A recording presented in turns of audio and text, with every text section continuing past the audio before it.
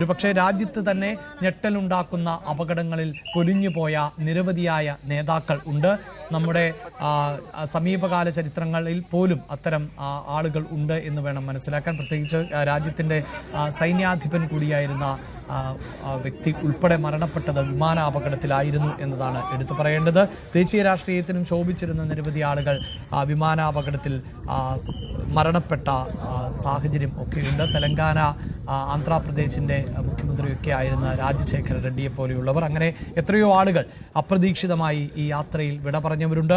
അതിൻ്റെ വിശദാംശങ്ങളുമായി TG സജിത്ത് ആണ് ഈ ഘട്ടത്തിൽ ചേരുന്നത്. സജിത്ത്, ഞെട്ടിക്കുന്ന വിടവാങ്ങലാണ്. രാജ്യം ഇതിനു മുമ്പും ഇത്തരം വിമാനാപകടങ്ങളിൽ തരിച്ചുപോയ സാഹചര്യമുണ്ട്. വളരെ പെട്ടെന്ന് അങ്ങനെ ഓർത്തെടുക്കാൻ പറ്റുന്ന പേരുകൾ ഏതൊക്കെയാണ്? അഭിലാഷ്, വലിയ നഷ്ടങ്ങൾ, പ്രമുഖരുടെ വലിയ നഷ്ടങ്ങൾ നമുക്ക് പേരേണ്ടി വന്നിട്ടുണ്ട് വിമാനാപകടങ്ങളിൽ. അതാണ് ചരിത്രം സൂചിപ്പിക്കുന്നത്.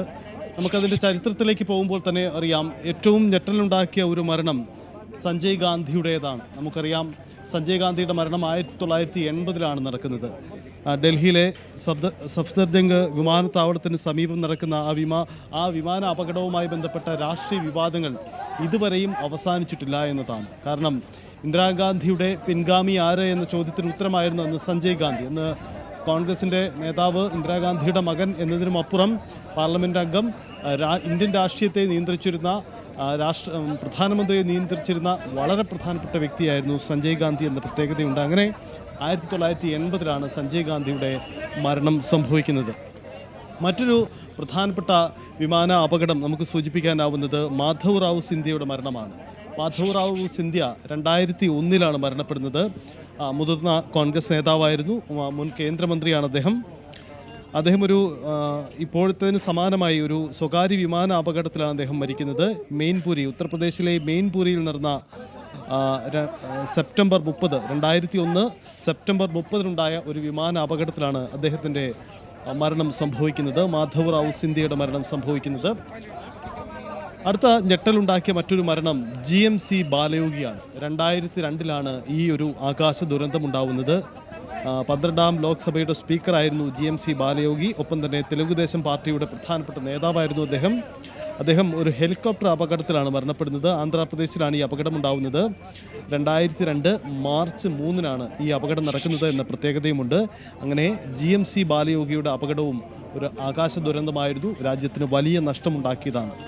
മറ്റൊരു വലിയ അപകടം, അത് ഇപ്പോഴും ഏറെ ചർച്ച ചെയ്യപ്പെട്ടതാണ്, ഒപ്പം വലിയ രാഷ്ട്രീയ മാറ്റങ്ങൾക്കും ഇടവെച്ചതാണ്. പുതിയ രാഷ്ട്രീയ പാർട്ടിയുടെ ഉദയവും ഒക്കെ നമ്മൾ കണ്ടതാണ്. ആന്ധ്രയുടെ രാഷ്ട്രീയത്തെ ഏറ്റവും നിർണായകമാക്കിയ YS രാജശേഖര റെഡ്ഡിയുടെ മരണമാണ്. ആ മരണം സംഭവിച്ചത് 2009 അദ്ദേഹത്തിൻ്റെ മരണം സംഭവിക്കുന്നത്. അദ്ദേഹം, നമുക്കറിയാം, ആന്ധ്രാപ്രദേശിൻ്റെ മുഖ്യമന്ത്രിയായിരുന്നു.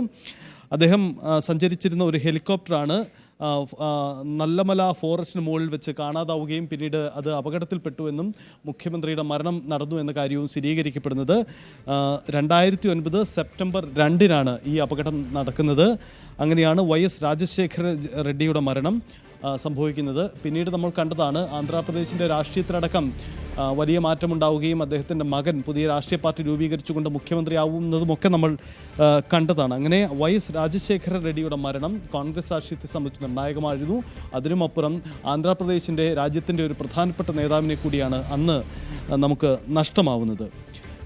മറ്റൊന്നാണ് നേരത്തെ സൂചിപ്പിക്കപ്പെട്ട ജനറൽ ബിപിൻ റാവത്തിൻ്റെ മരണം. നമുക്കറിയാം, സംയുക്ത സേനാ മേധാവി, ആദ്യത്തെ സംയുക്ത സേനാ മേധാവിയായിരുന്നു അദ്ദേഹത്തിന് മരണം സംഭവിക്കുന്നത് 2021 ഏകദേശം 5 വർഷങ്ങൾക്ക് മുമ്പാണ് അദ്ദേഹത്തിൻ്റെ മരണം സംഭവിക്കുന്നത്. ഒരു കരസേനയുടെ ഒരു ആർമി ഹെലികോപ്റ്ററിൻ്റെ അപകടത്തിലാണ് അദ്ദേഹത്തിൻ്റെ മരണം സംഭവിക്കുന്നത്. തമിഴ്നാട്ടിലെ കൂനൂരിൽ 2021 അദ്ദേഹത്തിൻ്റെ മരണമുണ്ടാവുന്നത്. നമുക്കറിയാം, ആ അപകടവും അതിൻ്റെ ഞെട്ടൽ ഇതുവരെയും മാറിയിട്ടില്ല. ഡിസംബർ 8 ഈ അപകടം സംഭവിക്കുന്നത്.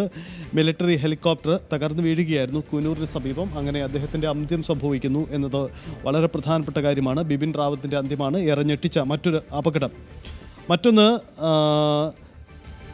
സുരേന്ദ്രനാഥ് നമുക്കറിയാം, അദ്ദേഹം 1994 ഈ അപകടം നടക്കുന്നത്. അദ്ദേഹം പഞ്ചാബിൻ്റെയും ഹിമാചൽ പ്രദേശിൻ്റെയും ഗവർണറായിരുന്നു.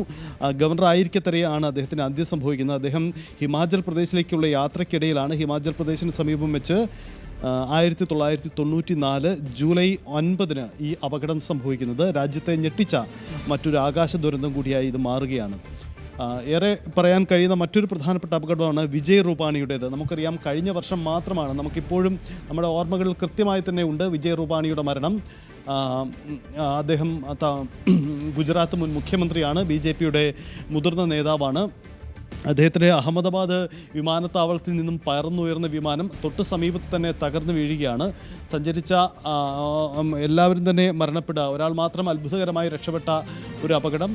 ബാക്കി എല്ലാവരും മരണപ്പെട്ട, ഏറെ ഞെട്ടിച്ച, ഇപ്പോഴും അന്വേഷണം നടന്നുകൊണ്ടിരിക്കുന്ന, വിവാദങ്ങൾ അവസാനിക്കാത്ത ആ അപകടത്തിൽ രാജ്യത്തിന് നഷ്ടമായത് ഒരു പ്രധാനപ്പെട്ട നേതാവിനെയാണ്, ഒരു മുൻ മുഖ്യമന്ത്രിയാണ്. ഗുജറാത്തിൻ്റെ മുൻ മുഖ്യമന്ത്രി വിജയ് റൂപാണിയാണ്. 2025 അദ്ദേഹം മരണപ്പെടുന്നത്. ജൂൺ 12 ഈ അപകടം നടന്നതെന്നാണ്. ഇത് സംബന്ധിച്ചുള്ള അന്വേഷണങ്ങളും ഇപ്പോഴും നടന്നുകൊണ്ടിരിക്കുകയാണ്. എന്തായാലും വളരെ പ്രധാനപ്പെട്ട അപകടങ്ങളാണ് സൂചിപ്പിച്ചത്. മറ്റൊരു അപകടം കൂടി നമുക്ക് പങ്കുവയ്ക്കാം.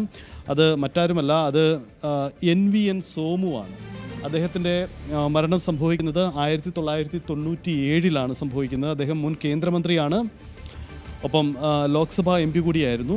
അതും ഒരു ഹെലികോപ്റ്റർ അപകടമാണ് സംഭവിക്കുന്നത്. അരുണാചൽ പ്രദേശിൽ വെച്ച് 1997 നവംബർ 14 ഈ അപകടം സംഭവിച്ചത് എന്നതുകൂടിയാണ്. അതിന് പിന്നാലെ ഇപ്പോൾ അജിത് പവാറിൻ്റെ അപകടം കൂടി ഉണ്ടാകുന്നു. അപ്പോൾ രാജ്യത്തിന് നഷ്ടപ്പെട്ടിരുന്നത് വലിയ പ്രധാനപ്പെട്ട വ്യക്തികളെയാണ് വിമാന അപകടത്തിലൂടെ. നമുക്കറിയാം, പ്രമുഖരൊക്കെ വേഗത്തിലുള്ള യാത്രയ്ക്ക് വേണ്ടി തിരഞ്ഞെടുക്കുന്നത് ആകാശമാർഗമുള്ള സഞ്ചാരപാതയാണ്. അങ്ങനെ നമുക്ക് നഷ്ടമാവുന്നത് വളരെ പ്രധാനപ്പെട്ട വ്യക്തികളെ കൂടിയാണ് എന്നതാണ് രാജ്യത്തെ ആകാശ ദുരന്തങ്ങളുടെ ചരിത്രം പരിശോധിക്കുമ്പോൾ വ്യക്തമാകുന്നത്. യെസ്, തീർച്ചയായും സൂചിപ്പിക്കുന്ന പോലെ തന്നെ രാഷ്ട്രീയ പ്രമുഖർ എപ്പോഴും തിരഞ്ഞെടുക്കുന്നത് ആകാശയാത്രകൾ തന്നെയാണ്. ഞെട്ടിക്കുന്ന അപകടത്തിൻ്റെ കണക്കുകളാണ് പുറത്തുവിടുമ്പോഴും ആകാശയാത്രകൾ കൂടുതൽ അപകടങ്ങളില്ലാത്ത യാത്രയാണ് എന്നതുകൂടി നമുക്ക് പറഞ്ഞു പോകേണ്ടതുണ്ട്. ഒരുപക്ഷെ കരമാർഗമുള്ള മറ്റ് ഗതാഗത സംവിധാനങ്ങളുമായി താരതമ്യം ചെയ്യുമ്പോൾ അപകടങ്ങളുടെ നിരക്ക് പലപ്പോഴും കുറവാണ്. പക്ഷേ ഞെട്ടിക്കുന്ന അപകടങ്ങളും അപകടങ്ങളിൽ രക്ഷപ്പെടുന്നവരുടെ എണ്ണവും വളരെ കുറഞ്ഞു പോകുന്നു എന്നതാണ് ഈ വിമാനാപകടങ്ങളുടെ പ്രത്യേകത. അതിനപ്പുറത്ത് സുരക്ഷിതമായ യാത്രയുടെ പട്ടിക പരിശോധിച്ചാൽ തീർച്ചയായും അവിടെ വിമാന അപകടങ്ങളുടെ എണ്ണം കുറവാണ്. പക്ഷേ രാജ്യത്ത് തന്നെ നിരവധിയായ ആളുകൾ അപകട മരണങ്ങളിൽ പൊലിഞ്ഞു പോയിട്ടുണ്ട് എന്നതാണ്. അതിൽ തന്നെ തുടക്കത്തിൽ സൂചിപ്പിച്ച പേര്, അതുപോലും ഇപ്പോഴും ഈ വിമാനാപകടങ്ങൾ ഒരു പക്ഷേ വലിയ തോതിൽ ചർച്ച ചെയ്യപ്പെടുന്ന, അതിൽ അട്ടിമറിയുണ്ടോ എന്നൊക്കെയുള്ള സംശയങ്ങൾ ഉയരുന്ന പശ്ചാത്തലമുണ്ട്. ഒരു പക്ഷേ അതുകൊണ്ടാകാം ഈ അപകടത്തെക്കുറിച്ച് സമഗ്രമായ അന്വേഷണം വേണം എന്ന് പശ്ചിമ ബംഗാൾ മുഖ്യമന്ത്രി ആവശ്യപ്പെടുന്ന സാഹചര്യം കൂടി ഉണ്ടാകുന്നത്. കൂടുതൽ വാർത്തകൾക്ക് News 18 Keralam YouTube channel subscribe ചെയ്യുക.